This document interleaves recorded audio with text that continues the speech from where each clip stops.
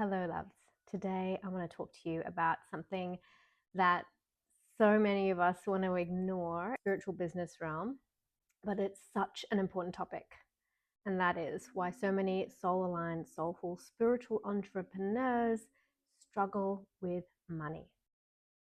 Why do so many soul aligned, soulful, spiritual people struggle with money?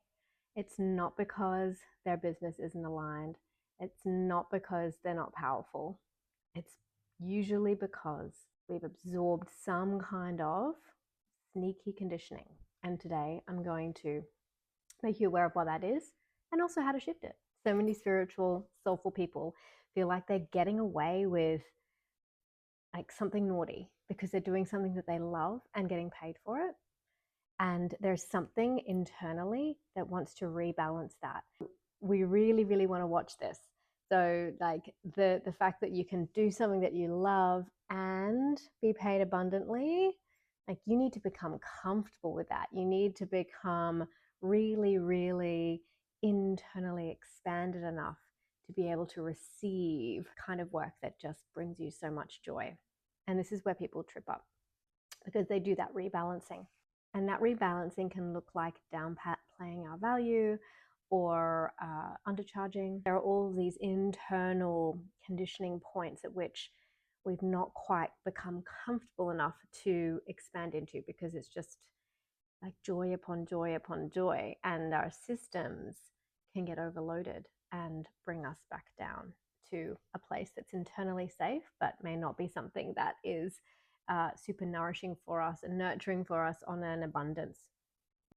So I just want to name the system here that's actually influencing us, and that is capitalism, the perspective that is highly extractive of us. And we have been conditioned mostly from our schooling system, which was set up, sort of post-industrial revolution time to create automatons, to create people who would be able to be inserted into industry and work for people, and usually in an extractive sense. And, sort of they would get a penny for their pound of flesh, that kind of perspective. And so we come into this work usually, nudged by our souls and spirit into something that's really fulfilling for us. And we struggle to create like a reconciliation within our systems of these systems of oppression and extraction, and this system that we're building within us, which is really resourced, joyful, abundant, and overflowing.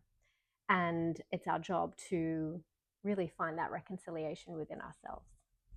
The next reason why spiritual entrepreneurs struggle with being in an abundant mindset and earning expanded amounts of cash is that there is a giftedness distortion where we undervalue our natural gifts, things that just come naturally to us that are actually really quite hard for other people, and things that people would pay good money for that could help them shortcut a way to greater expansion and aliveness and inner connection and peace.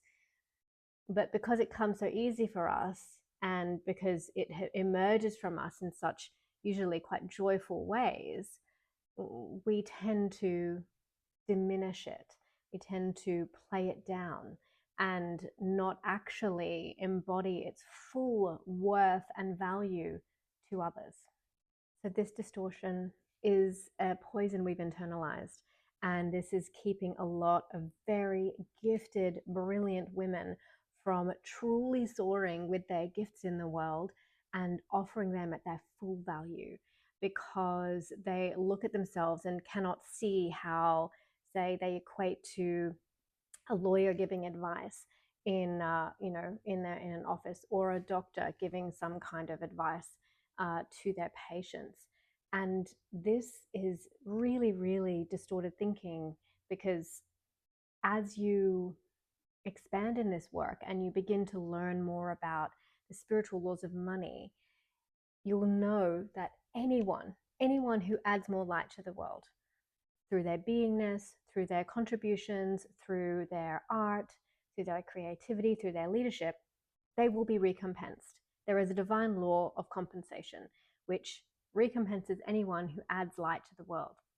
And so when you come to think about it, why should lawyers, doctors, accountants get so much more money than someone like you? I'm not saying that those professions shouldn't receive money. Of course, we should all be recompensed for our efforts and our service.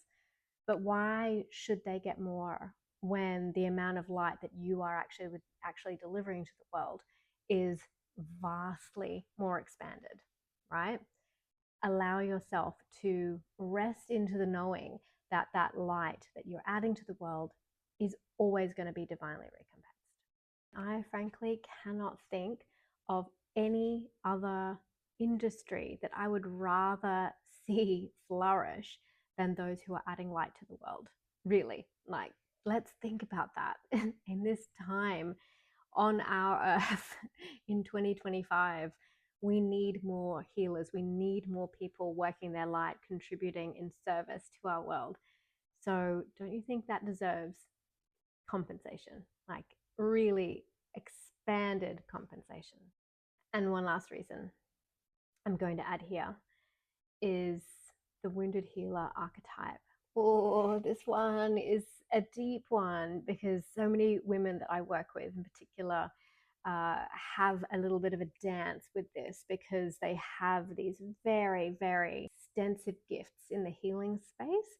But they have this societal imprint again around the expectation that if you are gifted, that you should be just giving of these gifts freely and not actually receiving a balance of compensation. In fact, if you ever learn the true basis of energetics, foundational 101 of energetic work and light work, is that you must have an energetic exchange in order for both parties to have a sort of completed loop. You have to have an energetic exchange.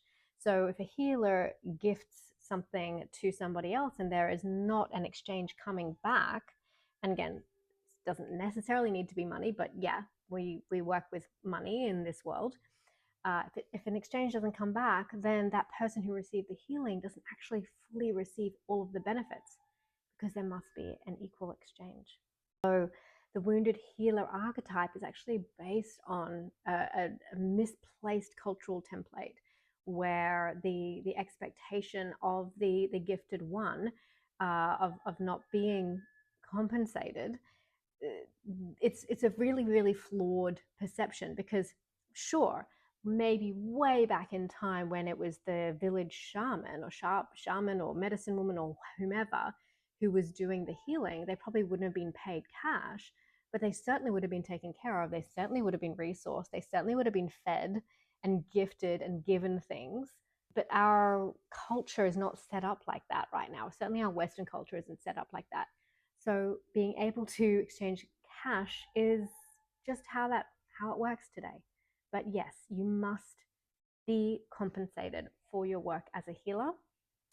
Try not to attach too much to this template that is very misguided and does not have a place generally in our culture today.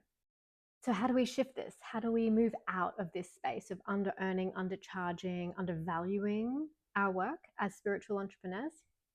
First up, you need to reframe your gifts as skills and not flukes. Come so easily to me, so I don't need to effort so much, so I don't have to charge for it. This is a skill. Focus on what your skills get in terms of outcomes for other people, for your clients, for your friends, for whomever it is that you've assisted with these skills so far.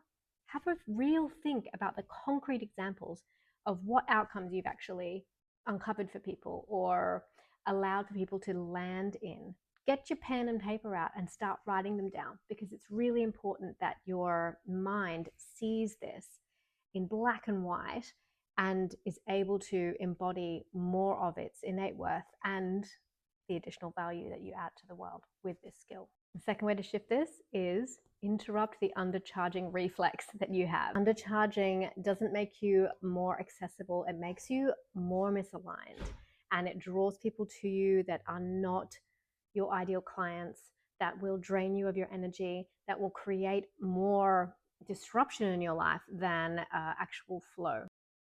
So I want you to remember that you do not honor your mission in this world by creating a sense of non-sustainability with your charging. You actually really honor your mission and your legacy by charging what really feels right for you. So I have a powerful question for you to ask in this space. What would I charge if I fully trusted the value of my work? What would I charge if I fully trusted the value of my work? Have a note of what came to you straight away.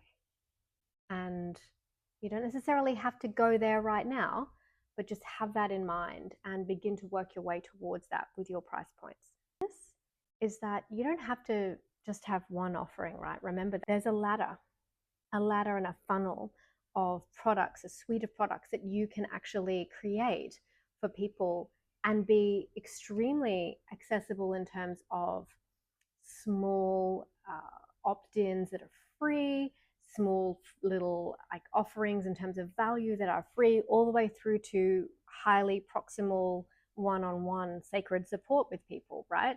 You don't have to just have that one, one price point, which may be inaccessible to quite a few people, but you can have price points that are accessible on every level, ranging from not very proximal to extremely proximal. So let's just make sure that that's in your mind as well. And the third point, stop waiting for external permission to charge what you need to or to be considered legit. This really needs to end. Many spiritual entrepreneurs are waiting for someone, a coach, mentor, the internet, the world, to anoint them as a chosen one or a chosen expert, when really, if you know the basis of energetics, you know that our universe is a mirror. You need to choose yourself, anoint yourself, become the expert within your own self first before you will actually see that reflected back to you in the world. So you need to stop waiting and you need to start being that thing that you think you need to be told you are by others. Really begin to embody it and let the world catch up, let the universe catch up. But in the meantime, you're probably not even going to care because you're just going to be so inspired, so enriched, so just pedaling through life in a joyous way, doing your soul work, that other people's anointments or perceptions of you are actually not even going to matter anymore. Anoint that spiritual entrepreneur within you first and foremost. If you're feeling this and it's landing for you, this is just a tiny little tip of the iceberg of the kind of work that I do with spiritual entrepreneurs. You can book in for an inquiry call with me. It's completely free down below in the comments. And you can also grab a powerful meditation called Tune Out the World, Tune Into You, to really help you clarify and create a space for you to begin to know your power, embody it, and let that be reflected back to you by the universe and the external world. So go ahead and do that and drop a comment below if this has helped you at all, or if you have anything to add. I would love to hear from you. In the meantime, sending you so much love. Bye.